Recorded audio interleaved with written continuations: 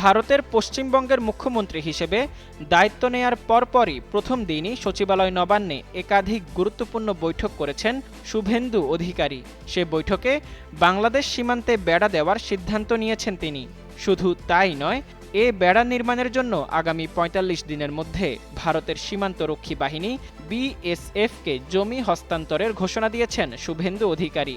পশ্চিমবঙ্গের নতুন মুখ্যমন্ত্রীর এমন সিদ্ধান্তে পাল্টা জবাব দিয়েছেন প্রধানমন্ত্রীর পররাষ্ট্র বিষয়ক উপদেষ্টা হুমায়ুন কবির। তিনি বলেন, কাঁটা তার দিয়ে বাংলাদেশের মতো দেশকে এখন আর ভয় দেখানোর মতো জায়গা নেই।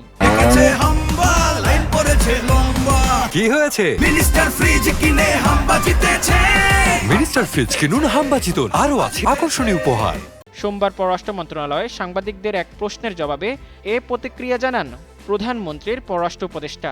তিনি আরও বলেন, বিষয়টি পর্যবেক্ষণে রেখেছে ঢাকা। কাঁটা তার দিয়ে বাংলাদেশের মতো দেশকে পর্দায় আনার মতো কোনো জায়গা নেই। বাংলাদেশের মানুষ কাঁটা তার ভয় পায় না। যেখানে কথা বলা দরকার সেখানে কথা বলা হবে। এই সময় তিনি আওয়ামী লীগ সরকারের আমলের মতো সীমান্তের অবস্থা কোনোদিন হবে না বলেও আশাবাদ ব্যক্ত করেন।